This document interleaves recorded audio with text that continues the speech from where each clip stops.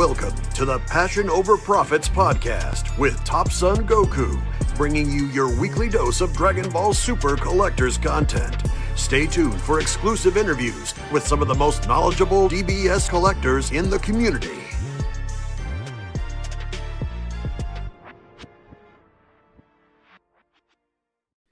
Welcome to the very first episode of the Passion Over Profits podcast. My name is Top Son Goku, and damn, I'm excited to bring more content for you guys on the channel. So today I want to discuss the future of Dragon Ball Super card game. Where is it heading towards in terms of short term, mid term, and maybe a little bit of the long term as well. So if that's something that you're interested in, that's something you want to hear, then make sure to stay tuned and listen all the way till the end. Now, before we start, I just want to thank you a lot for listening to this podcast. This is the very first podcast that I'm recording. This is like the 10th or the 20th take already. I have no idea what I'm doing, but hey, I'm trying to, learn it along the way. I'm just trying to contribute to the community. And, I've already an established Instagram account. I have a few videos on YouTube, but I just want to, explore the different mediums out there and see what happens. So, let's just start. The future of Dragon Ball Super card game. Now, to be able to explain how I personally feel about our favorite card game, I just want to draw a comparison with Pokemon. I know it's a little bit of an unfair comparison, but many of you know I've only been collecting Dragon Ball Super card games since 1.5 years. And before that, I collected Pokemon. So for me, it's very easy to make that comparison. And I think it's only fair to try to compare both, because Pokemon is very well established. There is that history, and it's easy to look back and learn from it. So back in 2016, when Pokemon Go was released, man, it brought a lot of people into the hobby. It brought a lot of attention to Pokemon in general, and just people that were naturally drawn to collecting cards just picked up their childhood hobby and started enjoying it just like the old days. And that's what I did, right? I played a little bit of Pokemon Go with my brother and my girlfriend. That was nice. That was really cool. But playing the Game Boy games, collecting the cards, watching the movies, that was what I was interested in. And I can only imagine that lots of other people felt that way. Now, of course, like the Pokemon card game is already massive back then. It was massive, right? Back in the day in 1999, it was so booming. Our entire generation got exposed to that. And in 2016, when I searched on YouTube, I could find already a lot of content out there. There was a lot of content available to consume, learn, and appreciate. And it was really nice, because it reinforced that interest, and it allowed me to develop that into a passion, right? And of course, I ended up buying cards and had lots of fun, and I was able to learn what it meant to be a collector. And of course, since then, the hobby has exploded way past that Pokemon Go hype. And I think there's a massive community out there now. But in order for it to die now, in order for Pokemon to die now, I think we would have to have like a third world war, right? I think that's how massive Pokemon is right now. It's so established. Yeah. I think Pokemon is just indestructible at this point. Now, to gear it back to DBS, I've been a massive Dragon Ball Z fan as a kid. I used to draw Super Saiyan Goku in school, and I used to watch the Dragon Ball Z episodes on TV when I could. But I never really got into the PlayStation games, or even the few cards that I saw as a kid were kind of lame. In Europe, you didn't have like this the DBZ score. That wasn't really a thing. And Pansy also, we didn't see that here in Europe, or I didn't, at least. There was a little bit of Cardass, because as many of you know, like the Cardass is really a big thing in France, and I'm from Belgium, so it's a neighbor country, so we kind of had that a little bit, but it was kind of a rarity. Compared to Pokemon and Yu-Gi-Oh, it was nothing. Now, of course, fast forward to my university years, I was able to re-watch the entire Dragon Ball franchise. So I watched Dragon Ball Z. I watched the movies. I watched Dragon Ball GT. GT was recently when rewatched it all. But man, when DBS got released, man, it was a storm. It was like meant to be. I just rewatched all of Dragon Ball Z, and the movies, and bam, Dragon Ball Super released in 2016, I think, right? So, and mind you that happened around the same time than Pokemon Go. So I developed that Pokemon hobby alongside with watching the Dragon Ball Super episodes weekly. So that happened in parallel. But here's what is interesting. I had no clue that Dragon Ball Super cards were a thing. Like, no clue. No clue. Like, the first time ever that I saw a Dragon Ball Super card was in March 2020 during the first lockdown. And I watched I watched a video of Rhymestyle. He has a cards YouTube page, right? A YouTube channel. And I was watching Pokemon videos, and I just clicked next, and there it was. It was a Tournament of Power booster box opening, and he pulled the Victory Strike Goku. And as many of you know, I switched completely after seeing that video. It was crazy, man. Seeing those cards, man, it was so beautiful, so nice, so amazing, and it got me immediately into that rabbit hole, like, Dragon Ball Super, what? And I went straight for it, right? So my first ever purchase was a Tournament of Power booster box, but unfortunately it was French. I wanted to open it, but fortunately it was French. And then straight afterwards, I just purchased two Awakened Powers in PSA 10 from someone that is now a friend at Jurassic Trade on Instagram. So yeah, since doing that switch from Pokemon to DBS, man, it was so fun. I never looked back. I sold my Pokemon cards, and now I'm all into Dragon Ball Super, and it's just amazing. I think the community also on Instagram is just top notch. Now, before that we talk about the future, I just want to say, like, when I entered the hobby, I purchased those two PSA 10 Victory Strike Gokus. I purchased that for $1,100, and I was kind of nervous. It was a big purchase for me back then. It still is, obviously, but when I entered the hobby, it was at a low point. The Victory Strike Gokus were selling on eBay for like $250. That was after a spike in 2019 when they were selling for maybe $700 or something. But when I entered, man, the hobby was at a low point, and I've seen our community grow massively ever since. And I think COVID played a big role. Like, we were stripped from our usual entertainment, and we were kind of drawn to consume more content online, and therefore also more exposure to social media, and you know, all these factors just happened all at once. And of course, we were more exposed to cards, and the more you spend your time on Instagram, man, I tell you, your expenses go up.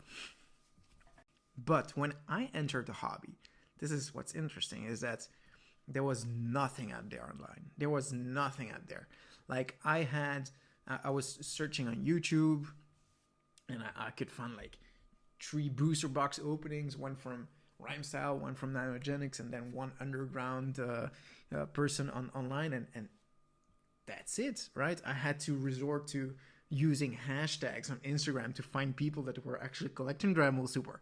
That's how crazy it was, and I think, I mean, to me, the fact that this card game survived COVID is sometimes kind of mind-blowing, because it was just so low when I started, right? And I just collected out of, hey, this is cool, right? So yeah, the content on YouTube was really not there. It was mostly players' content, or like the super players were there already, but I mean, I can't help it. To me, that content is boring. I just cannot resonate with that content, and especially the super players. Man, they just don't speak to me, right? So of course, luckily we had Instagram, and there was already a small community going on, and I was able to meet with not meet, but talk to those Instagram collectors, and I'm very grateful to now be able to call these collectors my friends. So And I mean, you just have to check my Instagram account at TopSongGoku. I talk about these guys a lot, and they will definitely be guests on this podcast later on. So stay tuned for that. When I started collecting DBS, man, I was shocked. Like, those cards were mind-blowingly. Those cards were such high quality. They were stunning. They were beautiful. Like, it was, to me, it was incredible how cool they are. And they are actually very collectible. Like, there is rarity to it. Bandai just seemed to do everything right in this card game when I entered. With my limited perspective, I thought, man, this is like the perfect card game. It's incredible. And yet the hobby was dead. There was nothing going on. No content to consume. Even like the community I was talking about, they were all kind of engaged also in Pokemon, because Pokemon was a hype thing to do, and like the Dragon Ball stuff just it was just dead. So the community felt to me like a little group of people that could fit in my living room. Like, that's how small the community felt back then. And the more I collected DBS, the more striking it felt, like this disconnect between how good or amazing these cards were and how small the community was and how dead the hobby was. It just felt off for some reason. But hey, I continued. It just felt amazing. Being in touch with that community just felt like family in a sense. And I could feel, but in a way, in the background, I could feel all these Dragon Ball Z fans that were hungry for cards, hungry for more content, hungry for more of an engaging hobby, right? I could just feel it. And the only thing is that we didn't really have good content creators back then. It's just like nobody was really pushing the hobby back then. And Bandai, if you know Bandai, they're bad at marketing. They're bad at advertising. You will never see an ad of these cards on YouTube or on Facebook. You will never see an ad. I think they work more from a word to mouth kind of thing, right? And of course now it's kind of working out. Because I mean, I've never identified myself as a content creator before, but just the fact that there was nothing out there just inspired me to contribute to that community.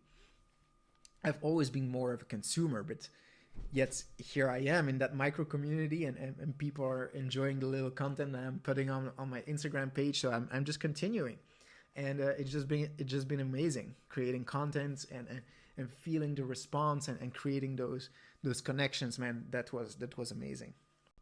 Now, of course, I don't want to say that I'm the reason that this happened, but I know that whenever I was stepping up my game in terms of content, that my friends were also stepping up their game in terms of content, and the Pokemon collectors that were also subscribed or following our Instagram pages, of course, got exposed to that amazing content, and you could just feel this audience getting interested in the cards. Like, you could feel our community growing by the day, because there are way more Dragon Ball Z fans in Pokemon, in the Pokemon community, than you'd think, right? Dragon Ball Z, it's a huge part of the 90s, all right? It's a huge part, and if you're interested in Pokemon, chances are you're also a Dragon Ball Z fan. So Dragon Ball Super just fits into place immediately. It just like meant to be. So slowly but surely, the community grew a little bigger every day, every week, every month. And it's just kind of snowballed like over the entire year, just grew exponentially. And I think we hit like a little bit of plateau right now, because in terms of the market, man, the spike of November, December, January, February, man, that spike was insane. It was unsustainable, I think. But I can see that small community that I could fit into my living room now is just massive, and that's just mind-blowing. It's really cool to see. Now, the reason why I brought Pokemon up was just to draw that comparison between Pokemon and DBS in terms of content that's available online. In 2016, when we started collecting Pokemon again, that YouTube content was out there. It was available. So we developed our passion pretty easily. So the curve, like the learning curve of the the entire hobby was pretty damn good, and so it was easy to get hooked on Pokemon. Whereas in DBS, I think the barrier of entry is still higher than Pokemon, because like a year ago, like I said, I had to resort to these hashtags, and I had to build connections in order to learn about our TCG. Whereas in Pokemon, you could literally, chill out, watch YouTube channels, and literally know pretty much everything there is to know about the mainstream Pokemon stuff. Whereas in DBS, yeah, you will need to surf online and check the DBS card game website, and have to go through the card list to discover the cards, because there's just not that much content out there for collectors. And so what I was trying to say is that our community is growing exponentially because the content is more readily available. I remember between October and January, like the amount of DMs that I was getting on Instagram asking for, hey, what are the cards out there?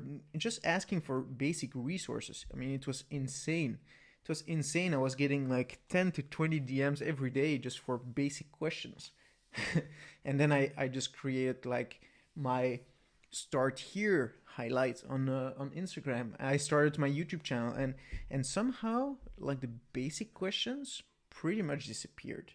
And I think, like I said again, like my friends also stepped up their game, also started educating the community and helping out the newbies. So I think we still need, there's still a huge room for improvement, because the barrier of entry for our hobby is still a little high, but I mean, I can see it fade away. I can just feel it fading away, because we're all stepping up our game together, and it's just a matter of time. Now, of course, social media has a big impact on it all, because that's where the community feeling comes from. That's where we can engage in the hobby, right? But I think the reason why our card game is so successful right now, the reason why DBS is becoming more and more recognized as a force in the TCG world, being part in the big four next to Pokemon and Yu-Gi-Oh! And Magic, I think it's because of the foundation that the Dragon Ball series laid out for our generation. Like the Dragon Ball has in fact a huge fan base, a huge base of raging fans, and not just any fans. Like the Dragon Ball fans are adults, right? We have an adult fan base. Dragon Ball was first released like in the 80s, right? Dragon Ball Z was huge in the 90s, and most fans are just adults now. They have money to spend in the hobby. They are old enough to develop their passions and be active on social media. So I think again, like it just like all the stars are aligned right now for Dragon Ball Super. That's how I feel personally, right? So social media is a big thing, but I think the foundation that the Dragon Ball franchise has is just so massive, and it's just meant for greatness, in my opinion. When you think about it, like the character Goku is just timeless, just like Pikachu is for Pokemon. There are hundreds of millions of people that will recognize that character. Like that's how big the Dragon Ball franchise is. We just needed a good enough card game to be able to direct those fans and satisfy that demand. That's that demand that was always there. And that's when DBS arrived. It was just a recipe for success. Now, of course, I mean, Dragon Ball Super wasn't the first Dragon Ball card game. Like, in fact, there have been many Dragon Ball cards produced prior to Dragon Ball Super, right? So in the year 2000s, we have Score Z. Was pretty big in America, apparently. When you see the community, it's still there. The prices are high, but I mean the cards were basically screenshots from the series, right? And once the series stops, then there's no more content to base their card game from, right? So and I think Score did lots of things right? So I mean the foiling is amazing. They have limited and unlimited booster boxes. The game apparently was alright. But yeah, like I said, like when Dragon Ball Z ended, they no longer had content to produce their cards, and they kind of did Dragon Ball GT as well. But after GT, I mean, yeah, I mean it's kind of done, right? And it was the beginning of the end. And then afterwards we had Pan Z. That was also a pretty big thing in America, but I've been told that the game was a little bit lacking, and the cards have been printed to oblivion, so that like supply and demand was definitely not balanced, and stores just couldn't sell their stock at $20 a booster box. It's kind of starting to change, obviously, because now there's a lot of attention going to DBS, and lots of that attention also flows to these other card games. So I think that Panini can go back up. Just I mean, because Score is established, it's still there. It's a niche market, but the collectors are still there. But Panini, it was kind of dead. You have a few Instagram accounts that are sharing still Panini cards, and I have a few Panini cards myself. I think the artwork is pretty cool, and the foiling and stuff, it's pretty cool as well. So I think Panini will start getting more popular with time. Just when you think like Pokemon, you have of course the main series like base sets, Fossil, Jungle, and Rocket. Like those are super huge, and ones that the collectors have kind of seen it all in these main sets, and they kind of branch off to other sets, and some also go to Cardass and Top Sun and whatever. So I think the same will happen with Dragon Ball. So Score and Pan Z will definitely. There's also a card game in 2008. I'm not too sure. I think it's just called Dragon Ball card game. That is also there. It's also pretty cool. They have nice cards as well, also with gold foiling or gold stamp. So I think these cards will grow with time, but I think the entire Dragon Ball card games will be driven by DBS, just because the DBS quality is just unrivaled. Now, I think as opposed to those older card games, I think the future of Dragon Ball Super card game is bright, especially for the coming couple of years. From a collector's perspective, of course, Bandai is doing a great job in producing their sets every 3 to 4 months. I think it's a little bit too much for a collector to always have to catch up, but I think it brings a lot of engagement in the community. We're all looking forward to the coming sets. We have the collector selection binders. There are the reprints, the archive boosters that are also planned for later this year, and the players also will be able to finally play competitively again, instead of just being behind their webcams. So all these things are definitely things that we can look forward to in the next months. But something that is definitely gonna help is that Bandai announced a new movie next year, and I just think that's gonna be massive, right? We also know that the Dragon Ball Super series will continue. We just don't know when. But I think that just like seeing the movies and the Dragon Ball series is gonna continue. I think we're covered already for the next 5 years, because that gives so much more content for Bandai to use in the card game. So lots more artworks. I hope that the production quality stays as good. I hope they're gonna bring texture back. That's my only concern. I don't know if I think the Unison Warrior series was just so successful that Bandai doesn't really have an incentive to use texture in their usual sets. So I think we'll just have the collector selection sets and then the regular sets. But I'm just hoping that the texture will come back, right? So now, to come back to the future of Dragon Ball Super, and why I think that longevity will be there, is that Dragon Ball Super is not strictly dependent on the series, because as good as the movies are gonna be, as good as the series is gonna be, DBS is just not dependent on the series. We've seen it. Like the DBS series has ended already for a while, and it's still going strong, and it's stronger than ever. Like DBS is using content from the entire Dragon Ball universe, right? So they use Dragon Ball Z, Dragon Ball Super, Dragon Ball GT, Super Dragon Ball Heroes. They use they use the games, right? So that can only be a good thing in terms of longevity of the game, because they do have a lot of content to use, and that's just really good. Now, me personally, I'm not that interested in Xeno characters. I would rather have a card game based on canon characters, right? Canon stories and stuff. But you have to admit that having the ability to continue the card game, that the card game can continue month after month after month, set after set, that it just helps us collectors, because you might be a little bit less hyped for one set compared to the other, but in the end you're still engaged. And that's the most important thing, is that as a collector we have something to look forward to, that the hobby is still standing, and it keeps us busy, it keeps us active, and it just brings more awareness to the card game. When you look at Pokemon, they keep on producing sets no matter what. It just continues. It continues. And I've heard a quote from a huge Pokemon collector, and he said, as long as Pokemon continues to produce their sets, we're all good.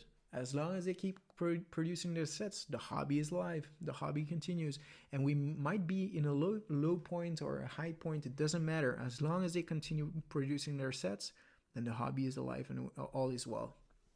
And the hype comes and goes, but the collectors stay, and that's the most important thing. So to conclude this episode, I think I'm around 25 to 30 minutes right now. I can say that I'm optimistic about our card game, because as I said, I think we're set for the coming 5 years. And after those 5 years, man, our card game is established, right? Our card game is established. We have this massive base of raging adult fans. We're engaged in a community. We have money to spend on our cards, man. I think if nothing happens in terms of, war or another pandemic or whatever, I think our card game is meant to be successful. Like, it just doesn't seem to me like Dragon Ball Super is slowing down even just a little bit. We might be in a dip in terms of the market, but I just don't see it slowing down. In fact, it seems like the demand is only increasing exponentially when there's new sets coming out. And again, like, that's just because of that foundation that the Dragon Ball franchise laid out for our entire generation. Like, they simply have to continue producing some sort of content, some sort of quality cards, and the community will be there. The community will do the rest. I mean, we're seeing more and more content creators out there. Bandai is listening to the community. They're doing the reprints, adjusting along the way, and doing what we want them to. In the end, that's basically what they're doing. So now, if you've listened to this podcast all the way till the end, all the way till now, I just want to thank you. Thank you so much for your attention. I really, really appreciate you. And I just hope that you enjoyed this episode. Like, I plan on bringing some friends of the collectors community over to talk and have such discussions. And I'll bring occasionally I'll bring some players as well to talk about to talk about something else and to switch it up a little bit and to broaden our perspective as collectors. Now, make sure to subscribe to the channel, leave a comment below, and let me know what your thoughts are on the future of our card game. Did I miss anything? Do you agree or disagree on what I said? Let me know. And I look forward to reading the comments and engaging with you a little bit more. That's it for this episode, and I'll see you in the next one. Take care, guys. Bye.